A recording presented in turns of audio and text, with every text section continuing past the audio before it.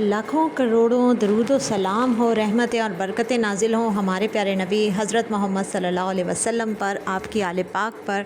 सहाबाए कराम रिज़वानुल्लाहि अलैहिम अजमाइन और पैरवी करने वालों पर।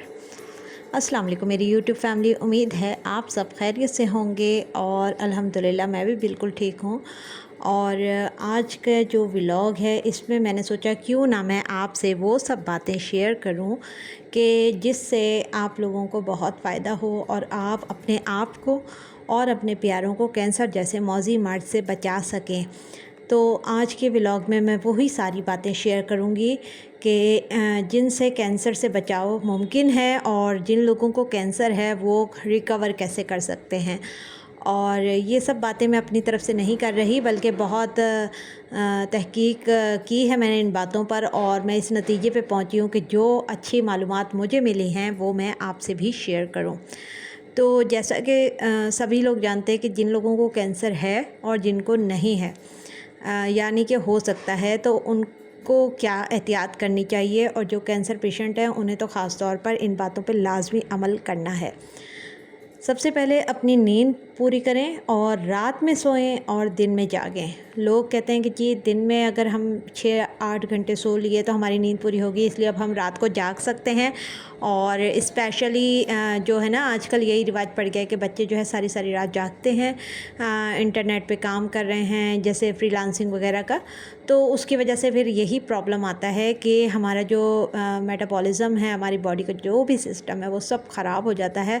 और उसकी वजह से कैंसर सेल जो हैं वो बॉडी में जल्द एक्टिवेट हो जाते हैं। तो इसलिए रात की नींद ज़रूरी है और रात 10 बजे से लेकर सुबह के 4-5 बजे तक आप सो सकते हैं। चलें 12 बजे भी अगर आप सोते हैं ना तो बस रात में ज़रूर सोएं। रात की नींद का कोई नेमुल बदल नहीं है। दूसरी चीज़ ये है कि अपनी डाइट का बहुत ज़्यादा आपने ख़याल रखना है। पानी खूब पिएं, फलों को, सब्जियों को अपनी डाइट में ज़्यादा से ज़्यादा शामिल कीजिए। गोश्त खाइए, दालें खाइए। जितने भी प्रोसेस फूड हैं या फ्रीज़ किए हुए खाने हैं महीने महीने रख कर ना खाएं। फ्रेश खाना खाएं, ताज़ा बना हुआ खाएं और अच्छा और हेल्दी खाना खाएं। बाज़ारी खानों से, गंदे ऑयल से और कोल्ड ड्रिंक, सॉफ्ट ड्रिंक और जितने भी ये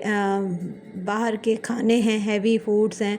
इनको अवॉइड करें। ये सब आपकी सेहत के लिए शदीद नुकसानदेह हैं। तीसरी चीज़ जो है वो ये कि अपने अंदर जो है ना किसी से भी हसद या जलन ना रखें। ये बहुत इम्पॉर्टेंट है। अच्छा, आप हसद नहीं करते, लेकिन आपके माजी में जिन जिन लोगों ने आपके साथ तल्ख़ रवैये अपनाए हैं, आपने उन बातों को याद नहीं करना है। ऐसा है मेरे साथ भी कि मुझे बहुत अच्छे वक्त में भी तल्ख़ रवैये याद आ जाते हैं, बहुत बुरे वक्त में भी, तो मैं फ़ौरन से उनको झटक देती हूँ और ला हौला वला कुव्वता इल्ला बिल्लाहिल अलीय्यिल अज़ीम पढ़ती हूँ और बार बार पढ़ती हूँ ताकि वो जो शैतानी ख़यालात हैं या शैतान जो हमें दूसरों के किए हुए जुल्म याद दिला रहा है तो उससे मुझे निजात मिल जाए। यकीन जाने बहुत बार ऐसा होता है जब भी मेरी तबीयत ख़राब हो या मेरे सामने वो लोग आ जाएं जिन्होंने मेरे साथ बहुत बुरा सलूक किया है, तो मैं उनके हंसते मुस्कुराते चेहरे देखकर या अब अच्छे अंदाज से मिलने वालों को जिन्होंने माजी में मेरे साथ बहुत बुरा सलूक किया, तो मैं उनको देखकर सम टाइम घबरा जाती हूँ, परेशान हो जाती हूँ और मेरे जहन में वही बातें आ जाती हैं कि यार ये लोग तो मेरे साथ ऐसा बुरा सलूक कर चुके हैं और आज ये इतनी मोहब्बतों से मिल रहे हैं। लेकिन मैं साथ ही ये सोचती हूँ कि हो सकता है अल्लाह ने इनको हिदायत दे दी हो, तो मुझे माजी को भुलाना है। तो आपने भी क्या करना है कि माजी को भुलाएं और अच्छी यादों को रखें, तल्ख़ यादों को भूल जाएं। देखें, जो हो चुका, जो होना था हो गया और जो होगा वो भी आने वाला वक्त जानता है। हकीकत यह है कि हम हाल में रहते हैं और हमें हाल ही में ज़िंदा रहना है। तो हाल को अपने बेहतर बनाएं, माजी को याद करके या मुस्तकबिल की फ़िक्र करके अपने आज को ना ख़राब बिल्कुल मत करें। अगर आपका आज आपने माजी की तल्ख़ यादों या मुस्तकबिल की फ़िक्रों में गंवा दिया तो यकीनन आपकी बॉडी में बहुत से मसाइल पैदा हो जाएंगे। सिर्फ कैंसर ही नहीं, और भी बहुत सी परेशानियां आपकी बॉडी में हो सकती हैं, जैसे कोई भी बीमारी, शुगर है, हार्ट का प्रॉब्लम है, और भी बहुत सी ऐसी बीमारियां हैं जो कि हम नहीं जानते कि हमें उसका जो रूट कॉज है वो क्या है। लेकिन असल बात यह है कि जब हम किसी चीज़ को मुसलसल याद करते हैं, उस पर गमज़दा रहते हैं, लोगों के बुरे रवैयों के बातों को याद कर कर के हम अंदर ही अंदर कुढ़ते रहते हैं ना, تو ہماری باڈی میں جو سب سے ویک آرگن ہوتا ہے نا، وہاں کے جو بیڈ سیلز ہیں وہ ایکٹیویٹ ہو جاتے ہیں اور پھر وہ ہمیں مختلف بیماریوں کی طرف لے جاتے ہیں۔ تو اسی لیے ہمارا سب سے بہترین کام یہ ہونا چاہیے کہ اگر وہ زندہ ہیں تب بھی اور اگر وہ مر گئے ہیں تب بھی ہم نے ان کو کہنا ہے کہ ہم نے تمہیں معاف کیا، ٹھیک ہے، اللہ کی رضا کے لیے معاف کیا۔ اب ہم کہہ تو دیتے ہیں، جیسے میرے ساتھ برا سلوک کرنے والے بہت سے لوگ جو ہیں وہ اب اس دنیا میں نہیں ہیں اور میں نے انہیں کہہ دیا کہ میں نے انہیں معاف کر دیا، لیکن پھر بھی اگر میں جلتی ہوں کڑتی ہوں ان کی باتیں یاد آنے پر، تو ظاہر ہے دل سے بری بات بھی نکل سکتی ہے ان کے بارے میں، ان کی باتوں کو ریوائز کر کے، یا میں کوئی بدعا بھی دے سکتی ہوں، لیکن میں ایسا نہیں کرتی، کیونکہ معاف کر دینے کا مطلب ہے کہ آپ انہیں دل سے معاف کر دیں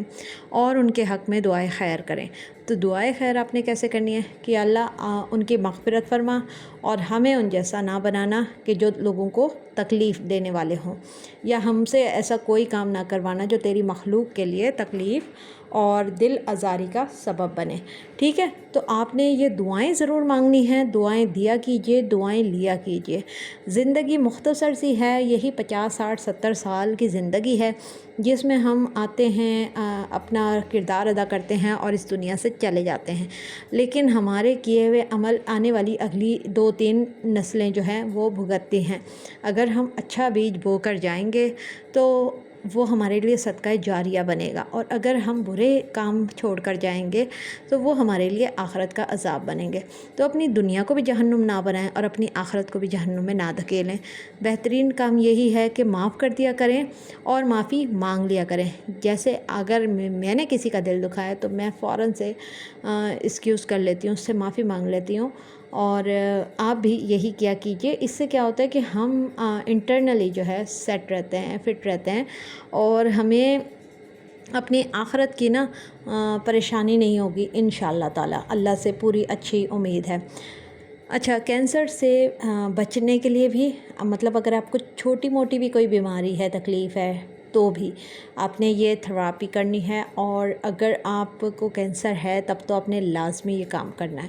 ٹھیک ہے۔ تو کرنا کیا ہے کہ آپ نے رات میں سوتے وقت اول آخر 3 مرتبہ درود شریف پڑھنا ہے، اور پھر آپ نے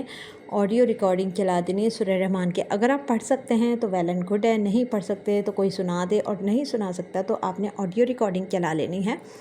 اور چلانی بھی اس طرح سے ہے کہ آپ نے 7 مرتبہ سورہ رحمان سننی ہے، ٹھیک ہے۔ اور اس کو 7 مرتبہ سننے کا مقصد یہ ہے کہ آپ نے اپنی باڈی کو 7 پارٹس میں چینج کر لینا ہے، یعنی کہ پہلے حصے سے آپ یہ تصور کریں گے کہ آپ کے سر کے تمام امراض، یعنی کہ جو برین ہیمریج ہے، دماغ میں کلاٹس ہو جاتے ہیں، بہت سے مسائل ہوتے ہیں، آنکھوں کے، کان کے، ناک کے، منہ کے، وہ سب دور ہو رہے ہیں۔ سیکنڈ میں آپ نے سوچنا ہے کہ آپ کی گردن اور کندھوں کے جو تکلیفیں ہیں وہ دور ہو رہی ہیں۔ تیسری میں آپ کے چیسٹ اور لنگز وغیرہ کے، پھر چوتھی میں آپ کے جو ہے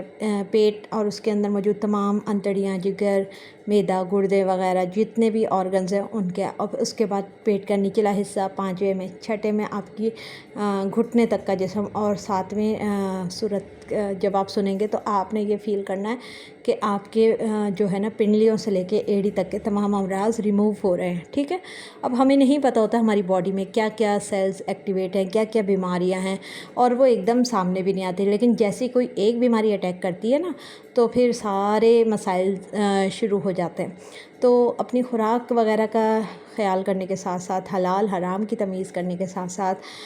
لوگوں کی دل آزاری سے بچنے کے ساتھ ساتھ آپ نے یہ تھراپی بھی کرنی ہے۔ اچھا، جن لوگوں کو کینسر نہیں ہے لیکن بخار ہے، شوگر ہے، سر کا درد ہے، دل کا مرض ہے، معدے یا آنتوں کا مسئلہ ہے، سینسٹیوٹی ہے، کسی بھی طرح کی اسکن کے پرابلم ہے، تو وہ 3 دفعہ بھی سن سکتے ہیں، لیکن کینسر پیشنٹ اسپیشلی 7 ٹائمز سورہ رحمان کو ڈیلی رات میں سونے سے پہلے سن لیا کریں،